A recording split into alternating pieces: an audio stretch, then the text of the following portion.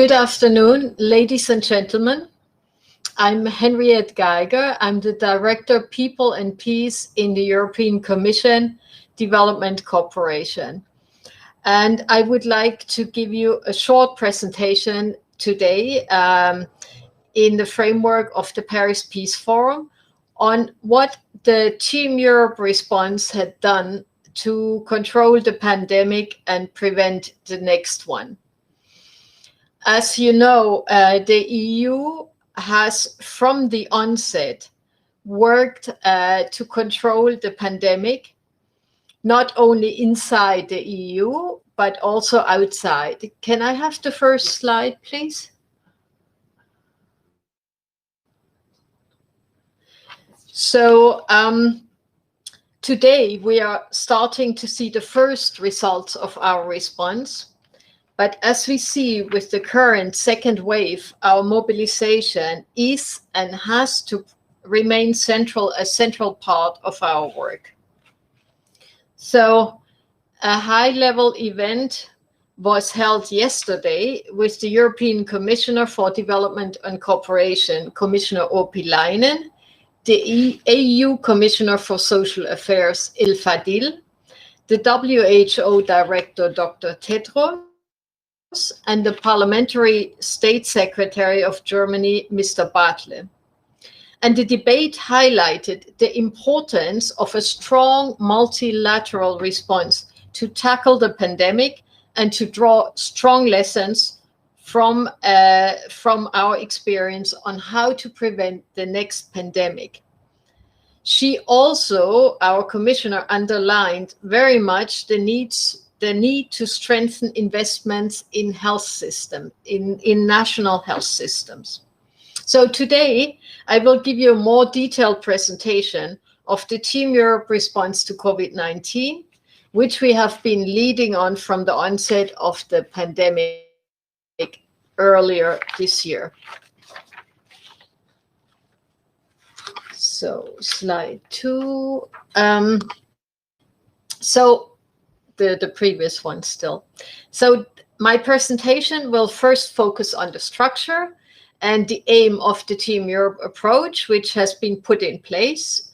And then I will describe the different scales of response at the global, regional, and country level using concrete examples. So in the next slide, we see that COVID is affecting us all. It doesn't matter who we are, where we are, everyone is at risk. And as long as COVID-19 exists somewhere in the world, no one is really safe. All over the world, people are experiencing the health, social, and economic burden of the pandemic. And this triple burden is especially worrying for partner countries outside the EU with fragile healthcare systems. So in this slide, you see that the European Commission has joined forces with the EU member states, the EIB and the EBRD acting together as Team Europe.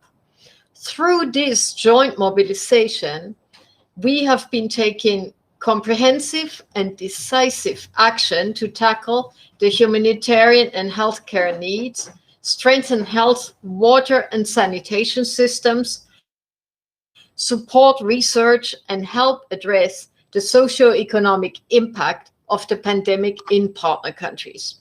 Through a strong and coordinated multilateral response, we are supporting efforts to halt the spread of COVID-19. The action and solutions we implement today must also help us to build back better. Team Europe promotes an equitable, sustainable, and inclusive recovery. Acting together now, we can emerge stronger tomorrow. Next slide. So far, we have raised and redirected 37 billion euros to support partner countries through a comprehensive strategy at the global, the regional, and the national levels. At the global level, we have been committed to mobilize resources to ensure a fair and equitable access to COVID-19 medical tools worldwide, so no one is left behind. In May this year, our Commission President von der Leyen hosted a widely acclaimed pledging conference, which culminated in the Global Pledging Summit organized by Global Citizen on 27 June and mobilized close to 16 billion euros for development and deployment of diagnostic treatments and vaccines against COVID-19. And very importantly, to promote universal access to the vaccine. So in our next slide, I already did.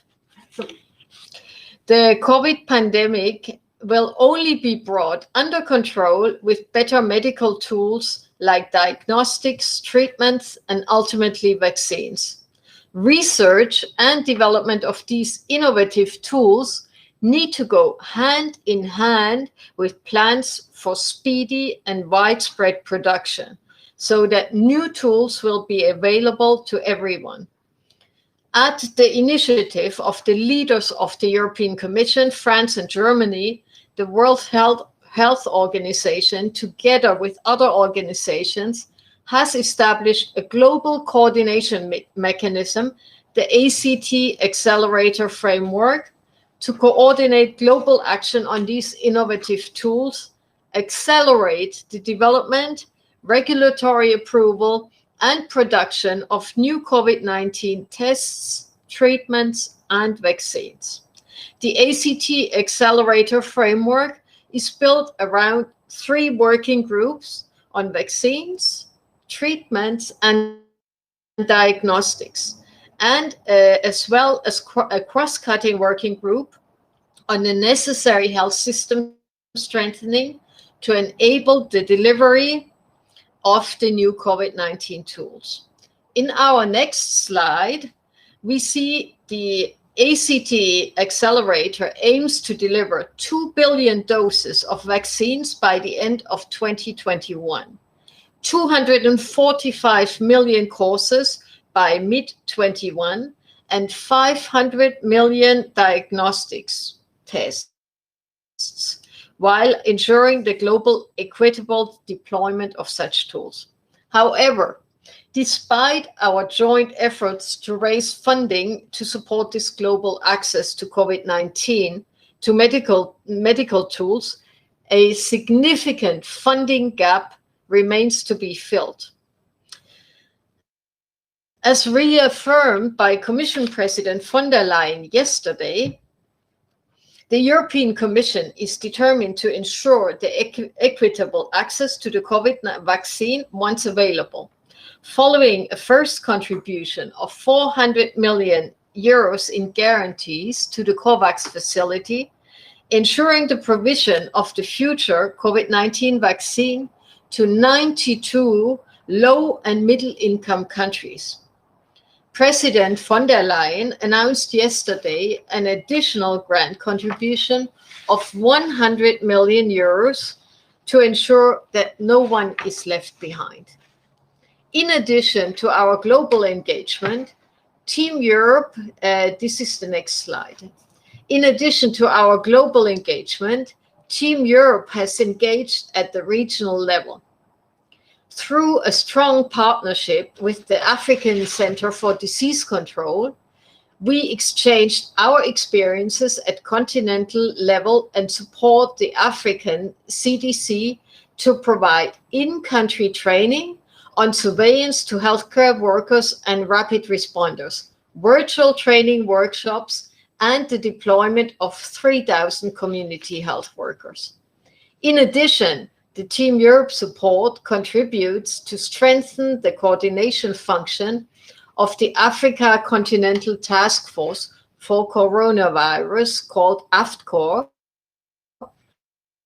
and the implementation of the Test, Trace, and Treat initiative, the Partnership to Accelerate COVID-19 Testing Pact, to accelerate the mitigation of the virus spread. On 16 October, the European Council confirmed its intention to expand and deepen the EU's relations with Africa and its commitment to strengthening EU support to health systems and the reinforcement of partners' preparedness and response capacity. We will make sure that the current discussions on the programming of the future multi-annual financial framework of the European Commission will take this into account. In collaboration with the Africa CDC, the European and developing countries clinical trials partnership further supported capacity development for disease outbreak and epidemic response in sub-Saharan Africa. Collaborative research calls were also launched to advance the development of diagnostics and therapeutic tools against COVID-19, as well as to strengthen clinical research capacity to conduct multi-country trials tests. Slide 9, please. No, this is not the right one. Another example I would like to highlight is a multi-stakeholder initiative supported by Team Europe to tackle the health and socio-economic impact of COVID in the Horn of Africa. It will be implemented in collaboration not only with partner countries at IGAD, the Intergovernmental Authority on Development, but also with UN agencies, illustrating the benefits of a joint multilateral response. The program of 60 million euros helps mitigate the impact of the pandemic by providing coordinated, coherent, and comprehensive actions across the region. It supports measures for safe circulation of goods and commodities through safe trade zones, thereby preserving critical supply chains such as food, fuel, and medicines.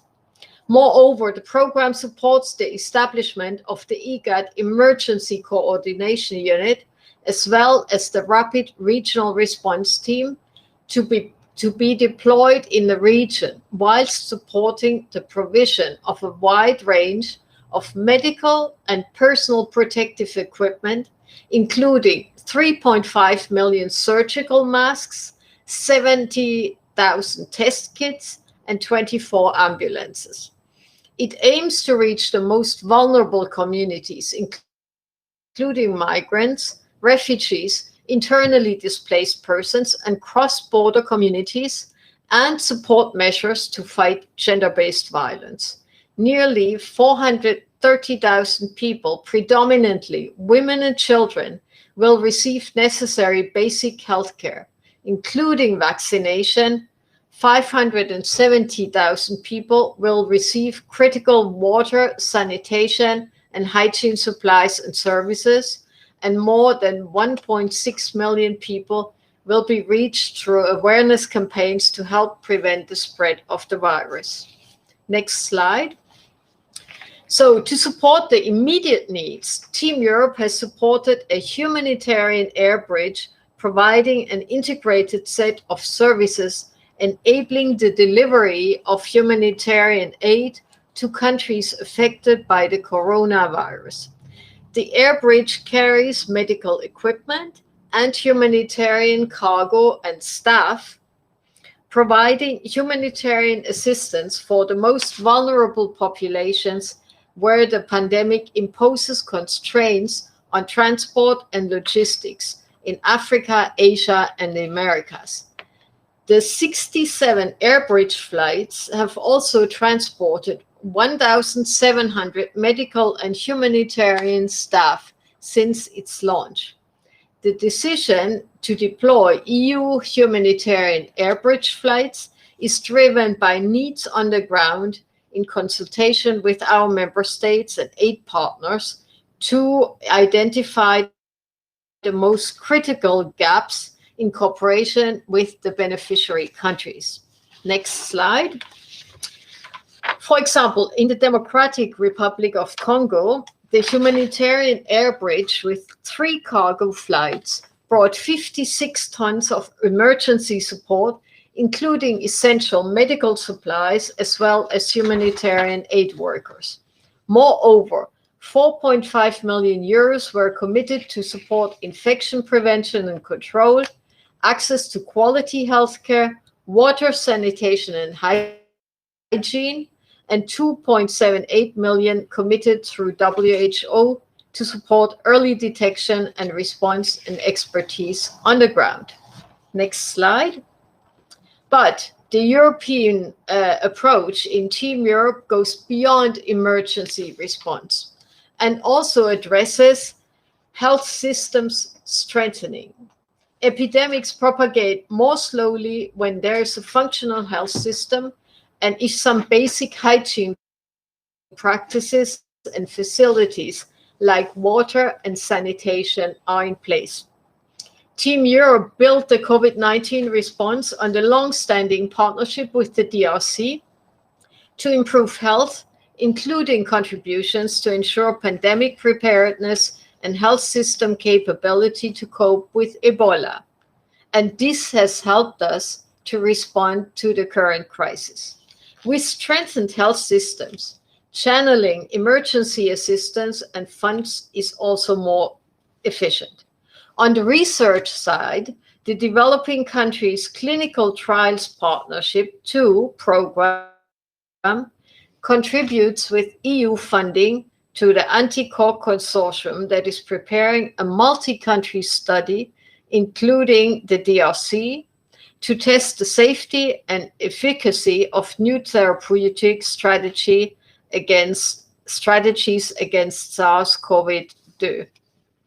Health system strengthening is thus the most efficient way to prevent future outbreaks. Through our Team Europe, we will be more than ever pursuing our engagement to strengthen health systems in partner countries, to increase resilience, preparedness, responsiveness to outbreaks, and prevent the health, social, and economic burden we are currently observing globally. We in the European Commission are fully convinced that only through a strong multilateral response we can ensure that no one is left behind, with stronger health systems, so we can prevent a future pandemic. Thank you very much for your patience, and I'm very much looking forward to your questions. So I think some questions have been put in the system already. So let's look at them, and I will try to respond to them. Thank you very much. Do we have any questions?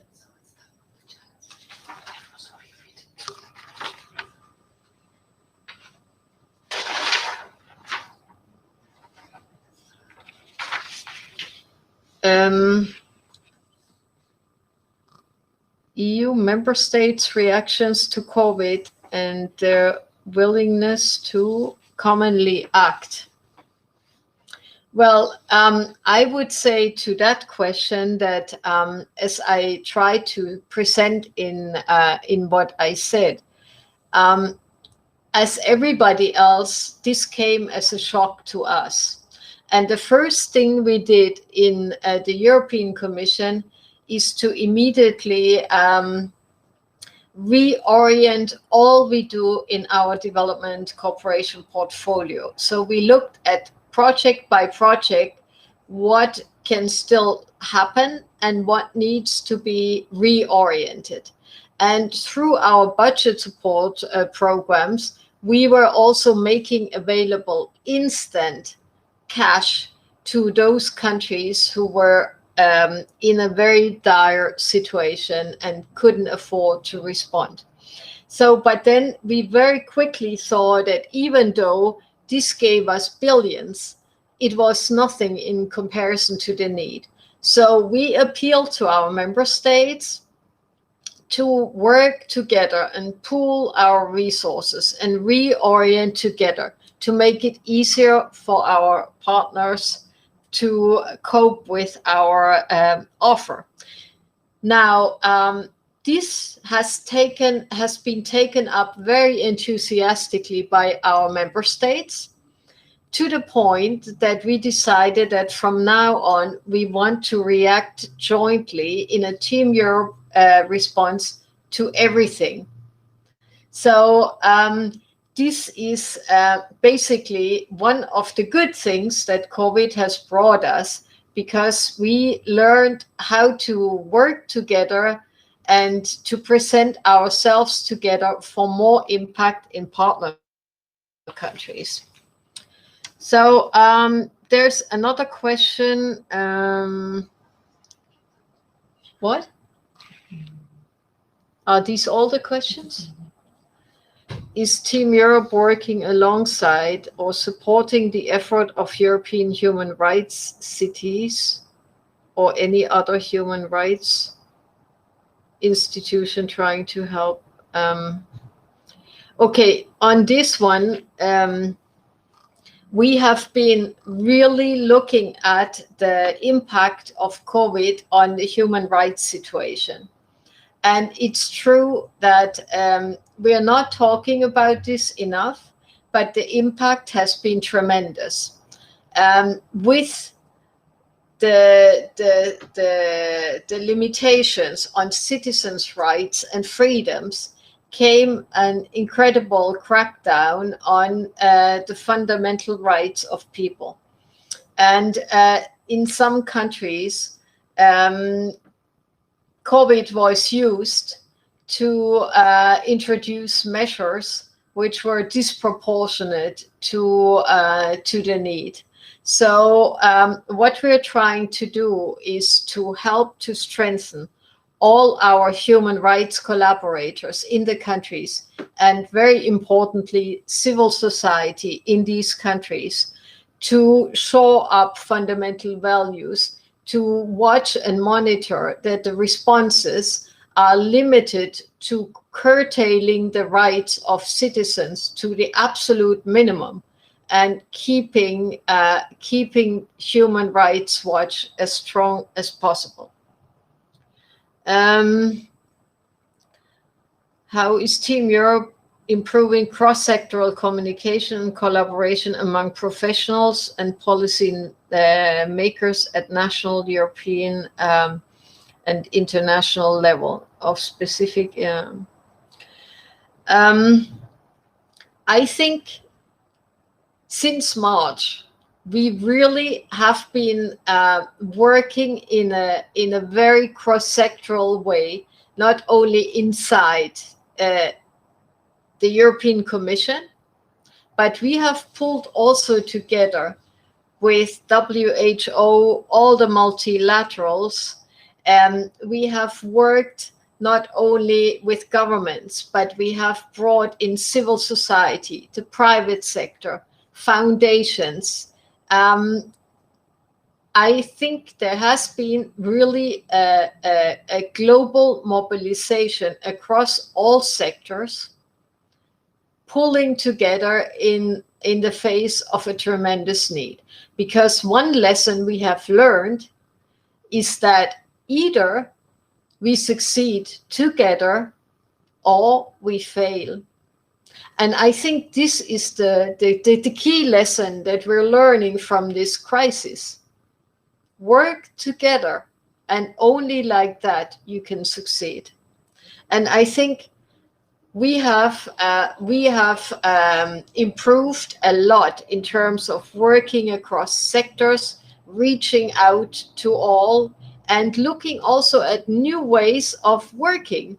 And we are complaining about being on our computers all the time. I would have liked to be in a forum where I can see your faces, interact directly with you. It hasn't been possible. But at the same time, these are new opportunities that we have to explore faster ways of connecting. No matter where you are in the world, you can listen to this and you can participate. Then there's a question on our plans to increase the resilience of poor health systems. I would like to say that we have been working on this for years, because we have seen that health system strengthening in countries, in partner countries, is really key. This is the only thing that will ensure sustainability over time. We have seen that wherever we have invested together with our partner countries in health system strengthening, there has been a much larger resilience to the crisis, to the pandemic. Why? Because the response capacity is far stronger. I gave the example of the DRC, and in the DRC, we saw very clearly that the strengthening that we have done during the last years has helped us to respond to Ebola and now to COVID-19. So it's a worthwhile investment.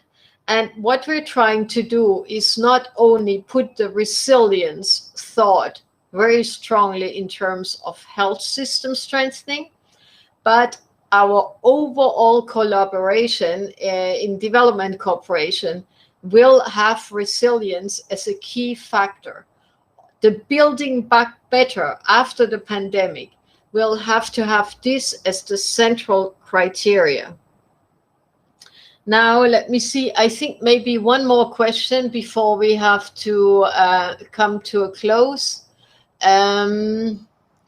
What are the? It's realistic to is it realistic to expect that we can fully eradicate a disease like COVID, or will we learn to live with its yearly mutations? I think we may not be able to fully and completely and forever eradicate COVID, but what we will definitely learn is to be better prepared and to react better to whatever comes in the future. We are in touch, of course, with WHO and all the experts globally, and they all tell us that there could be a continuous virus around, but there are so many viruses in the world that we manage to cope with. We hope for vaccine, and hopefully we'll find it, and we will have a herd immunity developed at some point. But what is clear is that after this, the world will not be the same. But I hope that the new hygiene protocols that we have put in place will help us for everything that we do in the future. So I think we should not forget that there are so many diseases out there that are as deadly or more deadly than COVID-19, and we are living with it. And there are many diseases such as malaria or AIDS, where despite all the efforts, we have not found a vaccine yet. So it's not clear whether for this disease we will find it. It looks good at the moment, but there's no assurance. The clinical trials are just underway now. And normally for a vaccine to come to the market, it takes many years of testing, which we have not the luxury to do.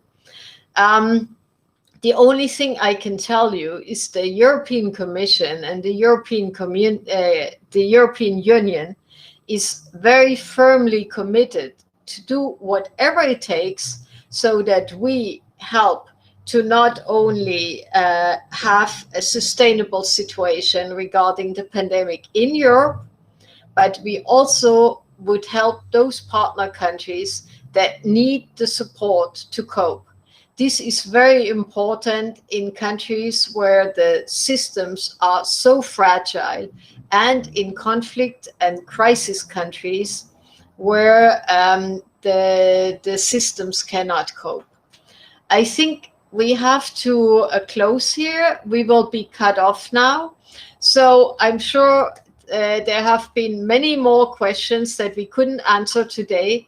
So thank you very much for your attention. And I wish you all a very happy weekend. And I hope that COVID-19 will soon be the past history. Bye bye, and thank you very much. Bye bye.